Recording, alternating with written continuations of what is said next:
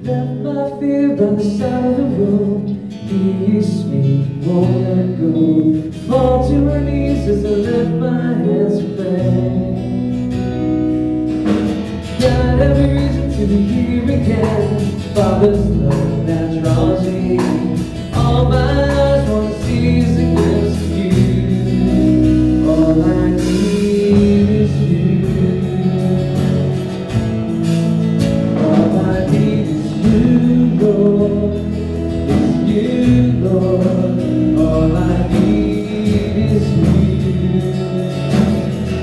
So we try to give you a big idea every week. So let's go over the last 3 weeks. Big idea. On Easter, the big idea for parenting was on the board behind me. Parenting perfectly is a myth. What's our goal? To parent with a purpose. Meaning this, even though God was the perfect parent, Jesus was the perfect son, still their life ended with what? Well, tragedy, because Jesus died. So it wasn't about being a perfect parent. Our goal is to parent with a purpose. Even though the life may end in tragedy, if it's what God's purpose is for us, then there we find success. Yes or no? Think about it in your head. But look at the scripture on the left-hand side of the screen, Numbers 14:18. The Lord is slow to anger, abounding in love and forgiving sin and rebellion. Yet he does not leave the guilty unpunished. He punishes the children for the sins of their fathers to the third and the fourth generation.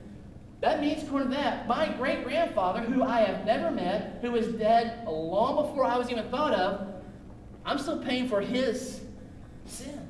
According to that text of scripture, if you're to silo it and take it out. But let me tell you something. God's much more multi-dimensional than that. But this is a big theme in America and the world. People believe this way.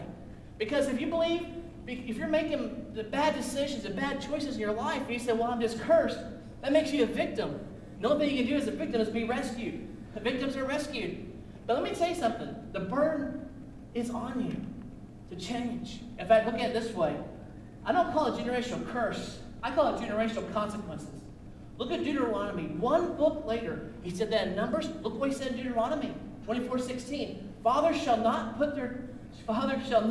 be put to death because of their children, nor shall children be put to death because of their fathers. Each one shall be put to death for their own sin. On through we have that my kids will live in a generational curse because of my sins. We address that. You're not a curse. Set free from that. Because Jesus is in your life. Once you make the decision. But here's the right fear and the healthy fear to have. That my kids will live in generational consequences because of my sins.